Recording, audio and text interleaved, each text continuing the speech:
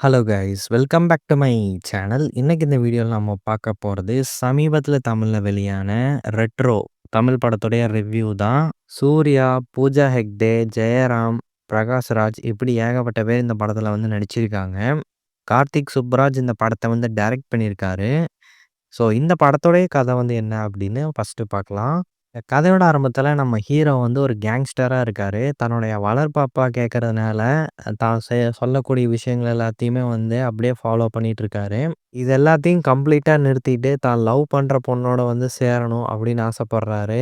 ஒரு வழியாக அந்த பொண்ணை வந்து கல்யாணமும் பண்ணிக்கிறாரு. அடிதடிக்கு போகிறதே கம்ப்ளீட்டாக ஸ்டாப் பண்ணிடுறேன் அப்படின்னு சொன்ன நம்ம ஹீரோ வந்துட்டு அதே கல்யாணத்தப்பவே ஒரு சம்பவம் வந்து ஒன்று நடக்குது. ஸோ அந்த ஒரு சம்பவத்துக்கு அப்புறமா ஹீரோயின் நம்ம ஹீரோவை விட்டு பிரிஞ்சு போயிடுறாங்க. ஸோ நம்ம ஹீரோ ஒரு பக்கம் ஜெயிலுக்கு போயிடுறாரு. இதுக்கப்புறம் நம்ம ஹீரோ வந்துட்டு தன்னுடைய மனைவியை தேடி கண்டுபிடிச்சாங்களா இல்லையா, ஸோ ஒன்று சேர்ந்தாங்களா இல்லையா, அண்ட் இது போக ஹீரோவோடைய வளர்ப்பாப்பாவுக்கு ஒரு விஷயம் வந்து தேவைப்படுது. ஸோ அந்த ரகசிய பொருள் வந்து எங்கே இருக்குது அப்படிங்கிறத மட்டும் சொல்லிடு, நான் உன்னை விட்டுறேன் அப்படிங்கிற மாதிரி ஹீரோவை கேட்டுக்கிட்டே இருக்காரு. ஸோ அந்த ரகசியமான விஷயம் வந்து என்னென்ன, ஸோ இதுக்கு நடுவில் வில்லனுடைய கட்டுப்பாட்டில் இருக்கக்கூடிய சில அடிமைகளை நம்ம ஹீரோ வந்து மீட்கறக்கு ஒரு முயற்சி பண்ணுறாரு. ஸோ இதெல்லாமே வந்துட்டு இவருக்கு நல்ல விதமாக முடிஞ்சுதா இல்லையா, ஃபைனலாக ஹீரோ ஹீரோயின் கூட சேர்ந்தாங்களா இல்லையா, இதெல்லாமே தான் இந்த ரெட்ரோ படத்துடைய மீதி கதை அப்படின்னு சொல்லலாம். ஸோ இந்த படத்தில் சூர்யா சாருடைய பர்ஃபார்மன்ஸ் அவ்வளோ சூப்பராக இருந்துச்சு. பாரிவேல் கண்ணன் அப்படிங்கிற அந்த கேரக்டரை வந்துட்டு ஸ்டார்டிங்லேருந்தே அந்த கேரக்டர் எப்படி எப்படி கொஞ்சம் கொஞ்சமாக டெவலப் ஆகுது அப்படிங்கிறத சூப்பராகவே வந்து காமிச்சிருப்பாங்க. ஸோ அந்த ஒரு கேரக்டராக தான் நமக்கு வந்து தெரியவார். அந்தளவுக்கு அவருடைய பர்ஃபார்மன்ஸ் நல்லா இருந்துச்சு. மிக முக்கியமாக படத்தில் ஏகப்பட்ட சண்டை காட்சிகள் வந்துருக்கு. எல்லா சண்டை காட்சிகள்லையுமே சூப்பராக பர்ஃபார்ம் பண்ணியிருந்தார். அண்ட் எனக்கு பர்சனலாக ரீசெண்டாக சூர்யா சார் நடித்த படங்கள்லேயே இந்த படம் எனக்கு கொஞ்சம் மாஸாகவும் ஒர்க் அவுட் ஆச்சு. அதே சமயம் ஸ்டோரியாவுமே எனக்கு ஓரளவுக்கு நல்லாவே ஒர்க் அவுட் ஆச்சு அப்படின்னு சொல்லலாம்.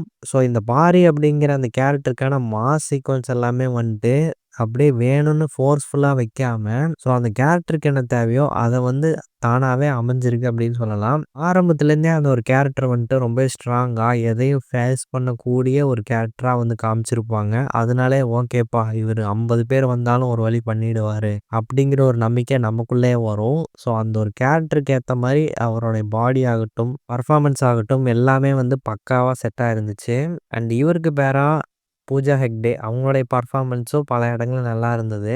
படத்தில் அவங்களுக்கு கம்மியான வசனங்கள் இருந்தாலும் அந்த சில வசனங்களை வந்துட்டு இவங்க பேசக்கூடிய இடங்களாகட்டும் அண்டு கண்ணிலே நிறைய எக்ஸ்ப்ரெஷன்ஸ் வந்து பண்ணியிருந்தாங்க. அதெல்லாமே வந்து நல்லா ஒர்க் அவுட் ஆயிருந்தது. எமோஷனல் காட்சிகள் எல்லாத்துலேயுமே வந்து சூப்பராக பர்ஃபார்ம் பண்ணியிருந்தாங்க. அதே மாதிரி ஜோஜு ஜார்ஜோடைய வித்தியாசமான வில்லத்தனம் படத்தில் நல்லா ஒர்க் அவுட்டாக இருந்தது. எனக்கு ரொம்பவே பிடிச்ச கேரக்டர் அப்படின்னு சொல்லி பார்க்கும்போது ஜெயராம் சாரோடைய கேரக்டர் அப்படின்னு சொல்லலாம். ஸோ அவர் பண்ணக்கூடிய சின்ன சின்ன காமெடி அந்த சில விஷயங்கள் எல்லாமே வந்து படத்தில் நல்லா இருந்தது. எனக்கு பர்சனலாக ஒர்க் ஆச்சு.